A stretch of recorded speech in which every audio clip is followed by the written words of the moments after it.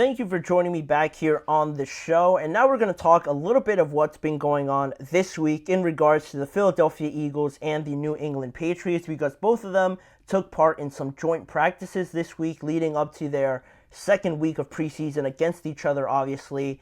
Actually tonight, kicking off right now at 7 o'clock Eastern Time. So with that matchup being, live right now, they held those joint practices on Tuesday, I believe, and potentially, or Monday, I believe, and maybe potentially on Tuesday. But with that being the case, you get a little bit more of a better understanding, I always believe, with joint practices, because you're not always going up against, obviously, your teammates, maybe not always going 100%, because it does get a little just boring and repetitive going up against the same guys that you're really on the same side as. So now with these joint practices, not only do you get better competition, but I really believe you get a better sense of how far along your team is when you're in a practice setting. It gets hot, it gets frustrating a lot of the times. If you think you're doing one thing great against your own team, but then you get to face another team and you get your butts kicked, it's really eye-opening, and it's really, a great understanding of where your team is. And that's where we get to this situation, because with the Eagles and the Patriots, very different sides of the spectrum, right? Obviously, probably quite opposite sides of the spectrum, because you have the Eagles, who have all these Super Bowl aspirations, expectations to make it to the NFC Championship game, at least with the roster that they have. And then you look at the Patriots, who are very much resetting everything at the absolute first step of, the process of getting everything settled down. To have these guys in joint practice, you could probably imagine it didn't go well for the New England Patriots, and that's exactly what I wanted to talk about, because it wasn't so competitive from just a standpoint of looking at the drills and how, there was a couple Patriot wins here. Some Eagles players got some wins in these drills. It was pretty favored towards the Eagles side of things. And for some reports coming out of Tuesday's practice, according to NBC Sports Boston's Phil Perry, he pointed out that the biggest issues were with the offensive line for the New England Patriots, mentioning how it's been such an obvious weakness and so bad that the offensive line and just the offense in general, on Tuesday, the unit allowed more sacks that day than passes completed from Jacoby Brissett and Drake May throughout the duration of the practice, which is pretty incredible if they actually recorded it right. That's insane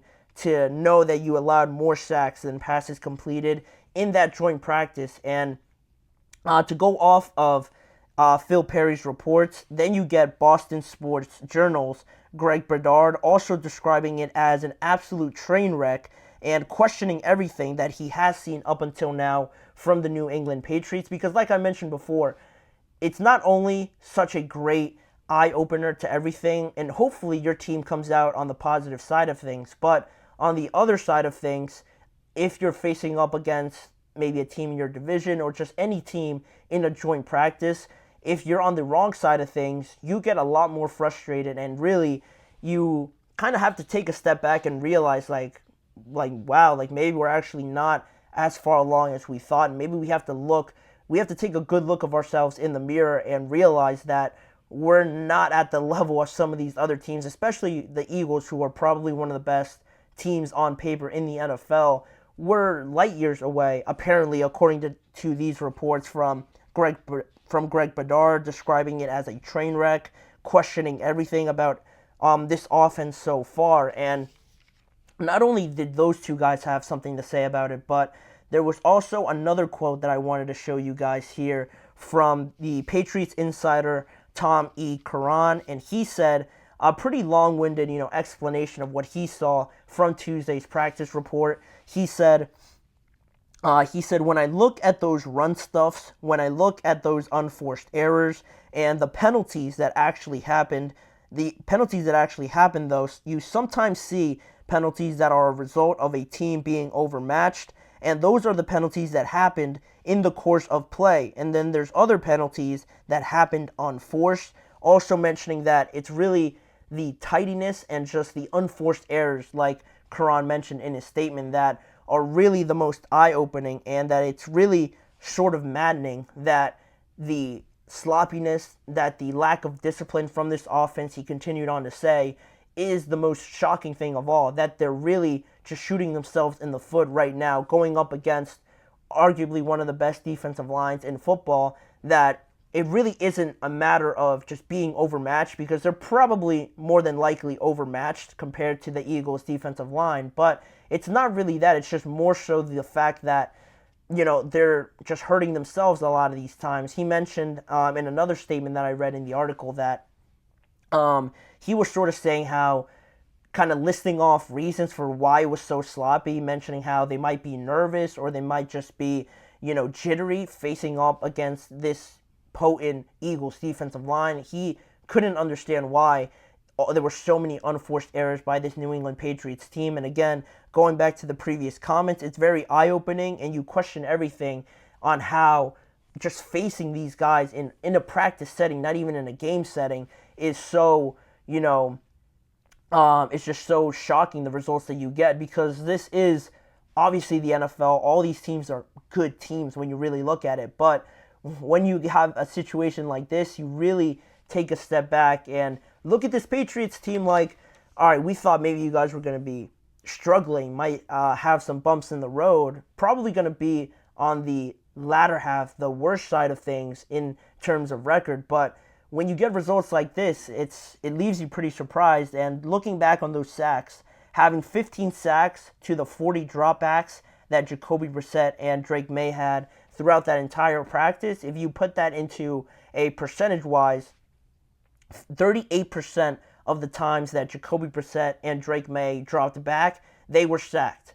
On 38% of the time, they were being sacked during that practice, which is insane to think about. It's insane that that offensive line almost wasn't there. It seems like they weren't even there to hold up a little bit to protect Jacoby Brissett and Drake May. Now, obviously, they weren't actually getting hit because this is practice, but it is a little shocking to see where this team is in reality compared to going up against one of the better teams in the NFL. But it wasn't all bad. I don't want to just down or be down on the New England Patriots this entire segment. There were some positives from the young wide receivers, and that seems to be the main silver lining in all of this, that their wide receivers continue to impress in all of their practices, not just this joint practice with the Eagles.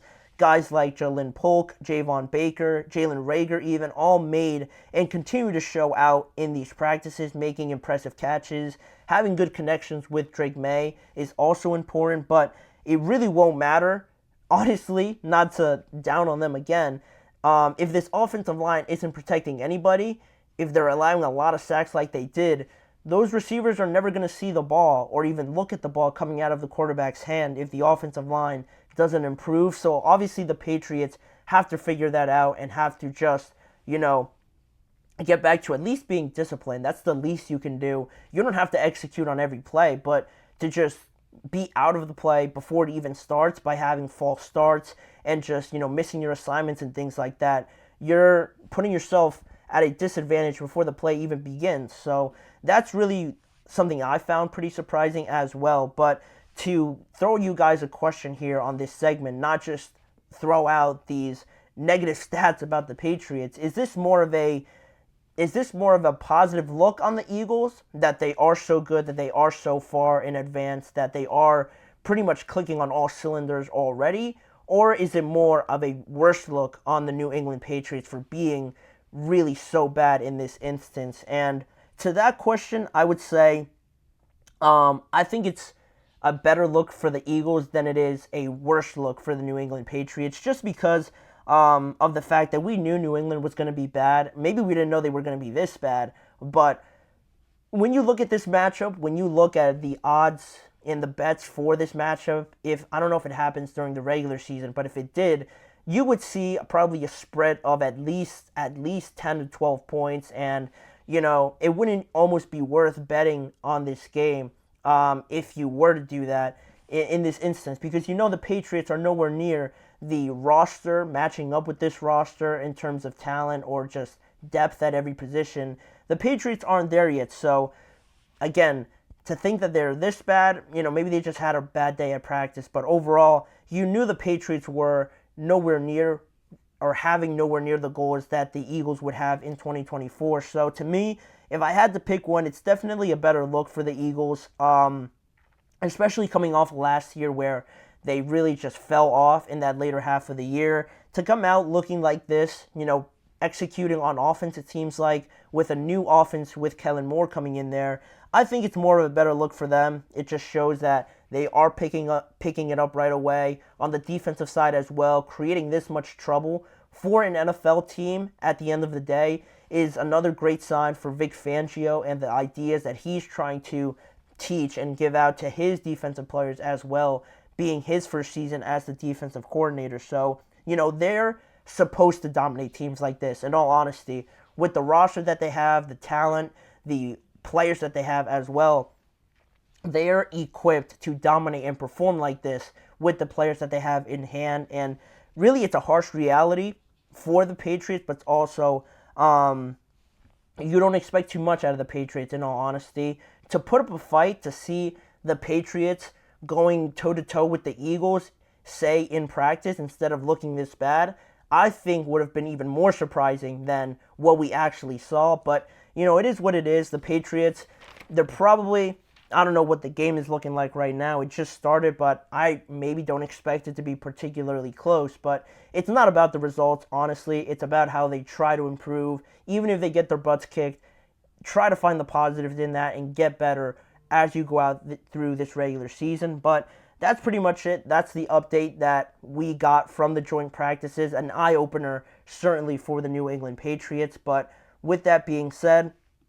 we have one more topic to get to on today's show, looking at some of the biggest questions still remaining for the AFC South teams and how they try to answer it to get the best results that they can in 2024. We're going to get into all of it and answering some of those questions when we return after this short break.